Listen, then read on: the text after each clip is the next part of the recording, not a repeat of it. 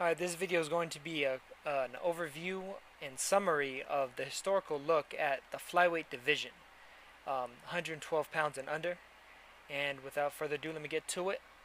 The flyweight division was first established actually in the amateurs before it was ever established in the pros. It was established in 1904 um, in the Olympics, and the first gold medal winner was George Finnegan of the United States. Funny enough, though, it didn't show up again until the 1920 Olympics, with Frankie Gennaro of the United States winning it at that point.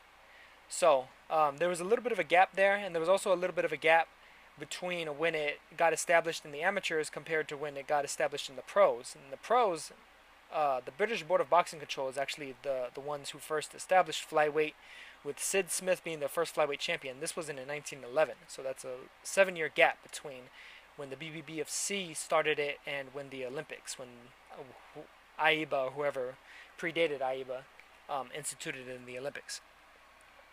But it wasn't until Jimmy Wilde in 1914, who eventually reigned from 1914 to 1923, as becoming the first fighter to be recognized by both the United Kingdom and the United States as the flyweight champion. So, for all intents and purposes, Jimmy Wilde is largely the torchbearer insofar as flyweight greatness and flyweight excellence, dominance, and just the establishment of the division unto itself is concerned. I guess you might be able to compare him, Jimmy Wilde of Wales, to a fellow Welshman, Joe Calzaghe, who largely helped establish super middleweight in terms of this current century. Although you can argue about things like guys like Nigel Benn and Chris Eubank, James Toney, Roy Jones, who all passed through the super middleweight division, but didn't necessarily seem to consolidate it insofar as superstardom on an international level, the way that Calzaghe managed to. Even though even for him, it took him a while to do it. And then of course, Andre Ward is has kind of carried that torch on after Calzaghe's retirement. But getting back to the flyweights, though, we have a long list of great fighters who reigned at this division. There is one of the most notable names is Pancho Villa of the Philippines, who was just a powerhouse and stamina workhorse. A guy that is akin to Henry Armstrong in his style.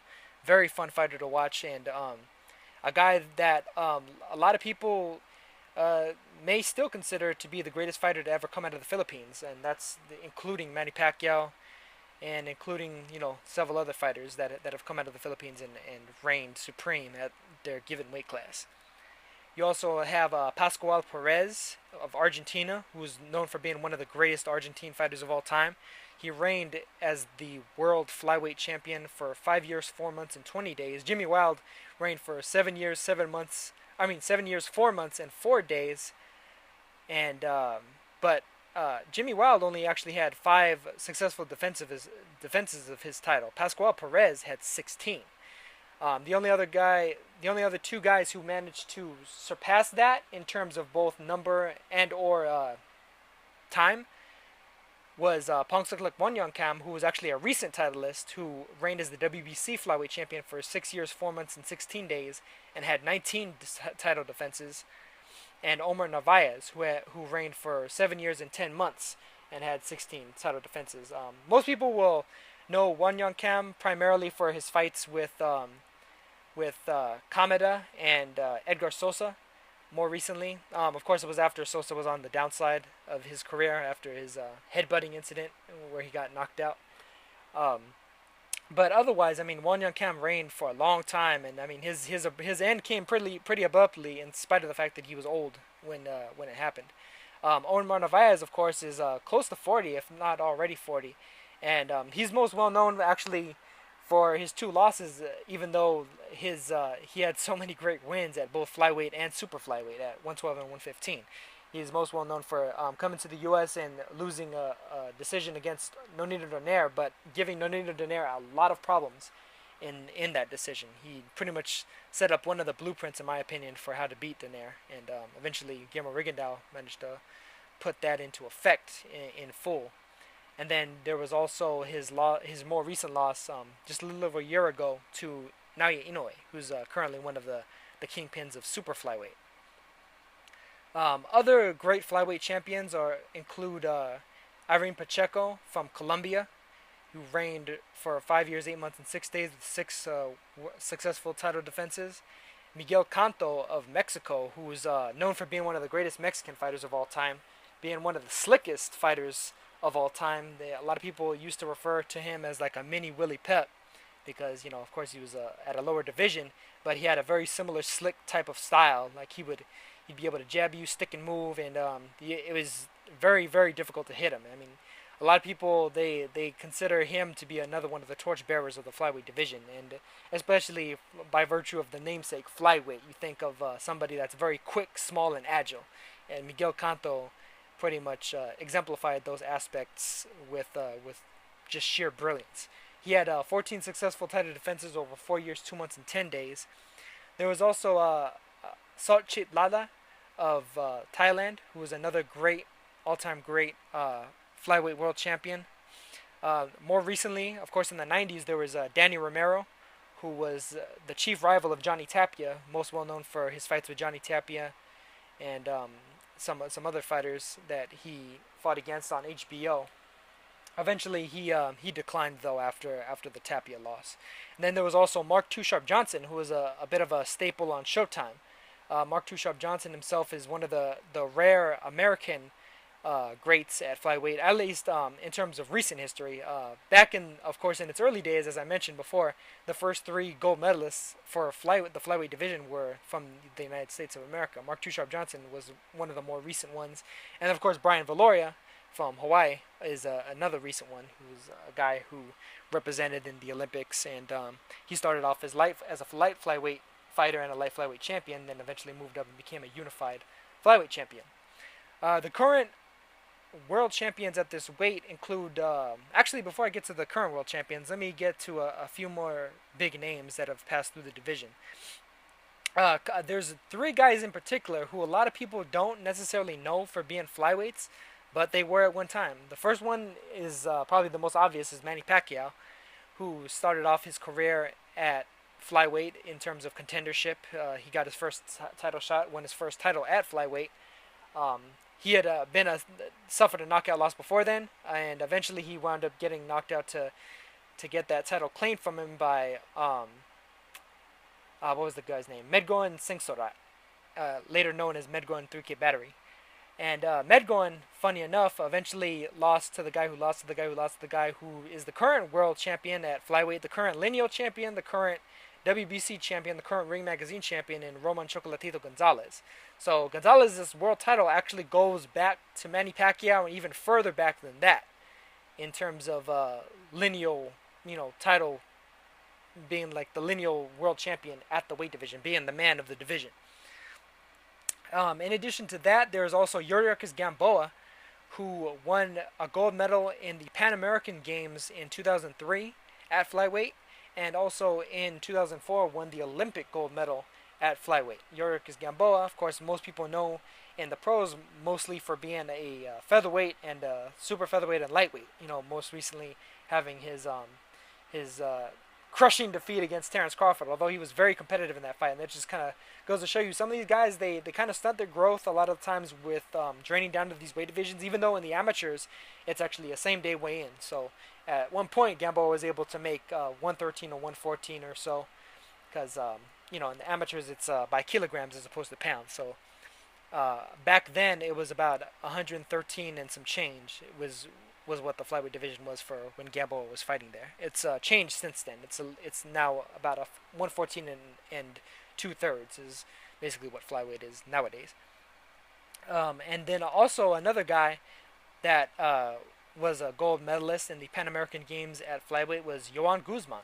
Joan Guzman, of course, most well known for being a super bantamweight and super featherweight kingpin. He actually really wasn't as well known at super bantamweight, but more so at super featherweight and lightweight was where he started to kind of get his shine on, get his props. But I mean, weight issues with him again kind of contributed to his eventual decline and overall downfall of his career, unfortunately. But he was another great fighter that was once a flyweight, along with Gamboa and Pacquiao. And then there's actually three or four other names that I could name off too. There's Jorge Arce of Mexico, of course, a guy that started off as a light flyweight champion, eventually won titles at flyweight, super flyweight. Um, I'm trying to think. I believe he won one at bantamweight also, and I think that was it for Arce. I'm not sure if he ever won one above that. But there was also Victor Chinian, who started off as a flyweight champion. He first started getting well known because Gary Shaw managed to get him on a bunch of Showtime cards. He started to build up a little bit of a following, and then eventually, when he got knocked out by Nonito Donaire became a big star at flyweight, kind of snatching the torch away from Darchinian. Although Darchinian, funny enough, wound up fighting the tougher opposition than Donaire did after that fight for several years after that. It seemed like Donaire had some promotional issues when he left Gary Shaw and went over to Bob Arum. But that's getting into a whole lot of other details. But for what it's worth, Darchinian largely became most well known at bantamweight and super bantam. Donaire largely became most well known at bantamweight and super bantam, and Jorge Arce became most well known at superfly and bantam for their efforts. And then there was also Fernando Montiel, who started off as a world flyweight champion, eventually won titles at super flyweight and bantamweight as well. And let's see. I mean, with all that said, I guess I can get to the current title lists. With the WBC, obviously, I already mentioned him. He's the WBC, the Ring Magazine, and the lineal flyweight world champion, Roman Chocolatito Gonzalez of Nicaragua. You have the WBA Super and the WBO champion. He's a unified champion, Juan Francisco Estrada, who let me get back to Gonzalez. Gonzalez dethroned Akira Yagashi to get the WBC title. And that title actually goes through the guy I mentioned earlier, Pongsaklek Wonjongkam, who was the guy with the most number of successful title defenses at flyweight. He has the record for that at 19. So it's doubtful that anybody's probably going to break that anytime soon, but you never know. Juan Francisco Estrada, of course, is a unified champion. He won his titles off of Brian Valoria. Brian Valoria had unified against Hernan Tyson Marquez, a fighter that Estrada has since beaten as well, has since knocked out. And he went on to get both of those titles, basically consolidate them. Let's see. Fun fact about that is Juan Francisco Estrada versus Roman Gonzalez was actually on the undercard, and for Roman Gonzalez's title at light flyweight before he was a flyweight champion. He was a world titleist at light flyweight, and of course he was a world titleist at strawweight as well, minimum weight, aka mini flyweight. And he fought Estrada on the undercard of the fight where Brian Valoria consolidated those belts against Hernan Tyson Marquez. So it just goes to show, there's a bit of a tangled web a lot of the times with some of these titles with regards to who fought who and who eventually fights who. And then, of course, the IBF title is currently held by Amnat Ronrong of Thailand, who's most well known for defeating Zhou Shiming on HBO 2 pretty recently. What was that, about a year and a half ago? He actually won his title in a vacancy. The title was vacant. He defeated Rocky Fuentes in order to win it, and since then he's had a couple ups and downs. He beat Shming clearly, of course. He also beat John Riel Casimero of the Philippines fairly clearly, but he arguably got a bit of a robbery, a bit of a gift decision over McWilliams Arroyo of Puerto Rico. McWilliams Arroyo himself was a guy who represented Puerto Rico in the amateurs at flyweight, and personally I thought Arroyo won that fight, but Arroyo's going to get another shot at a world title, getting a shot at pretty much the world title when he fights Roman Chocolatito Gonzalez coming up. So that's a great opportunity for Arroyo. And then, of course, the WBA, in all of their infinite wisdom, quote unquote, has the WBA regular title. Ioka, incidentally, is actually one of the guys that Ronrong successfully defeated after winning the vacant title. Ioka himself, though, is a world champion, a three-weight world champion, a guy that won world titles at 105 and 108 before moving to 112 and winning one, similar to Gonzalez. So that's a quick summary of the flyweight division. A lot of all-time great names. I suggest you guys check them out. I may leave some links in the description for some of the great fighters to check out. And I'll hit you guys on the next one. I'm planning on doing a couple more of these for 105 to 115. All right, peace.